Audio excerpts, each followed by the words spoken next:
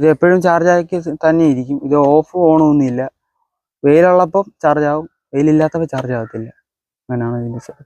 എത്ര ദൂരം ഒരു പ്രശ്നമില്ല. ഇല്ല, ആണ്. ഇത് ഉണ്ടാക്കുന്ന ചെലവ് മാത്രമേ ഉള്ളൂ. പിന്നെ ഈ സോളാറാണ് മെയിൻ. സോളാർ ഉള്ളിടത്തോ കാലം നമുക്ക് റോഡിലൂടെ ഓടിക്കാൻ പറ്റും. രാത്രി കാലങ്ങളിലും പിന്നെ രാത്രി വേണ്ട, എത്ര കിലോമീറ്റർ ഓടും. സോളാർ വർക്ക് ചെയ്യാത്ത സമയത്ത് പുറയിൽ പെട്രോൾ ടാങ്ക് ഉണ്ട്.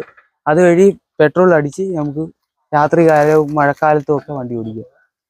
പിന്നെ ഈ ടയറൊക്കെ ഞങ്ങൾ ആക്രിക്കടയിൽ നിന്ന് സെറ്റപ്പ് ചെയ്തതാണ്. പിന്നെ ഇനി ഇതേല് മുൻതുടർന്ന് കുറെ ഫീച്ചേഴ്സ് വരുത്തണമെന്നാണ് എൻ്റെ ആഗ്രഹം. ഒരുപാട് വണ്ടികൾ തീ പിടിക്കുന്നത് ഞാൻ കുറെ വാർത്ത കണ്ടിട്ടുണ്ട്. ഇനി ഇതേല് സെൻസർ പിടിപ്പിച്ച തീ വരുന്നു എന്ന് സൂചന അത് തരും. അങ്ങനെ നമുക്ക് ഇതേന്ന് പെട്ടെന്ന് ഇറങ്ങി രക്ഷപ്പെടാൻ സാധിക്കും. ബ്രേക്ക് പോയാലും അറിയാൻ പറ്റും. അതിനുള്ള പിന്നെയുള്ള മുൻകരുതൽ നമുക്ക് എടുക്കാം. അത് ഈ വണ്ടി വഴി സാധിക്കുമെന്നാണ് എൻ്റെ വിശ്വാസം. ഇത് 3 പേർക്ക് ഇരിക്കാം. ഈ റാഡെന്ന് പറയുന്നത് കാറിൻ്റെയാണ്. ഷോക്കെല്ലാം നിർമ്മിച്ചിരിക്കുന്നത് ബൈക്കിൻ്റെ. കാറിൻ്റെ രൂപത്തിൽ തന്നെയാണ് എനിക്ക് ഇത് ചെയ്യണമെന്ന് ആഗ്രഹം. ഇനി മുകൾ ഭാഗം കൂടി പണിഞ്ഞാൽ കൃത്യമായിട്ടൊരു കാറാവും. ഇത് കണ്ടില്ലേ, ഇത് CID മ്യൂസിക്കകത്ത് ക്യാപ്റ്റൻ വീഡിയോ ചെയ്യുന്ന പോലെയാണ്. ഇതിൽ ഹോൾ അടയ്ക്കാൻ എനിക്കുള്ള സാമ്പത്തികം ഇല്ല. ഇപ്പോൾ അത് ചെയ്യാനുള്ള സമയവും ഇല്ല. ഇത് തന്നെ സ്റ്റിയറിങ് തന്നെ ആക്രിക്കടയിൽ നിന്ന് എടുത്തുകൊണ്ട് വന്നതാണ്. എനിക്കിത് ശാസ്ത്രീയ രീതിയിൽ ഇനിയുള്ള തലമുറകൾക്ക് ഇത് കൈമാറണമെന്നാണ് എൻ്റെ ആഗ്രഹം. ഇതുവഴി അധികം പൊല്യൂഷൻ ഒന്നും ഉണ്ടാകത്തില്ല. പിന്നെ പ്രകൃതിയായിട്ട് ഇണങ്ങിയതാണ്. സൂര്യപ്രകാശം മാത്രം മതി ഇതിന് ഇന്ധനമായിട്ട്.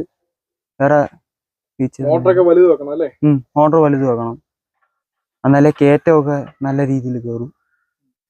ഞങ്ങളുടെ സാർ ഇതേപോലെ RTIയിൽ വിളിച്ചു. അപ്പോൾ RTIക്കാർ പറഞ്ഞു ഇതേപോലെ ഇത് ഇറക്കണമെങ്കിൽ കുറേ പ്രൊസീജിയേഴ്സ് ഒക്കെ ഉണ്ട്, അത് ചെയ്യണമെങ്കിൽ കുറച്ച് നാളെടുക്കും.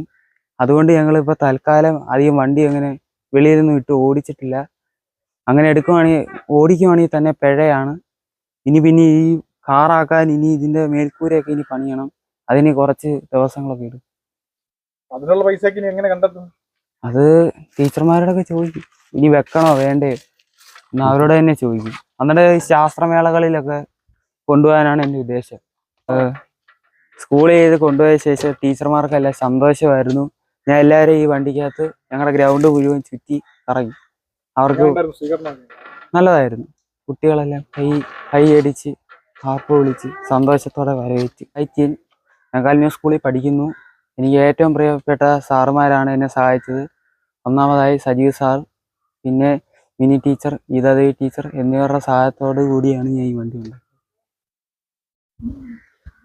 വീട് ഇതുകൊണ്ടാ ജീവിച്ചു പോകും. ഇങ്ങനെ കൊച്ചു വീടാ, വലുതായിട്ടൊന്നുമില്ല. പിന്നെ മോൻ്റെ ആഗ്രഹം ഉണ്ടായത്, മോനെ ഇതെല്ലാം പരിപാടിയെല്ലാം ഒപ്പിച്ചത് നമ്മളെ അതിന് സഹായിച്ചായിരുന്നു. അത്രേ ഉള്ളൂ. സമ്പത്തൊക്കെ ടീച്ചർ തരുമായിരുന്നു, ശകലം പൈസ ഒക്കെ. ബാക്കി നമ്മൾ ഇത് ചെയ്തായിരുന്നു.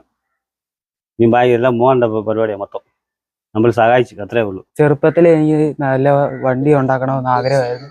അങ്ങനെ ഞങ്ങളുടെ ടീച്ചർ ഫിസിക്സ് പഠിപ്പിക്കുന്ന ടീച്ചറിനോട് പറഞ്ഞു.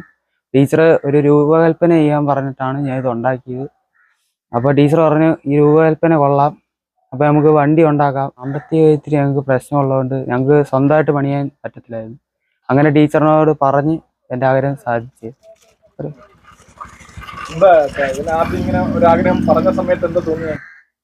ഇച്ചിരി ബുദ്ധിമുട്ടുണ്ടായിരുന്നു. പിന്നെ പിള്ളേരുടെ ആഗ്രഹമില്ല, അതിനനുസരിച്ചാണ് നിന്നു. പിന്നെ ടീച്ചർ വെച്ച് സഹായിച്ചായിരുന്നു. അങ്ങനെ ഇത്രയും പൂർത്തിയാക്കി. മൊത്തം പണി ആവേണ്ടിയാ.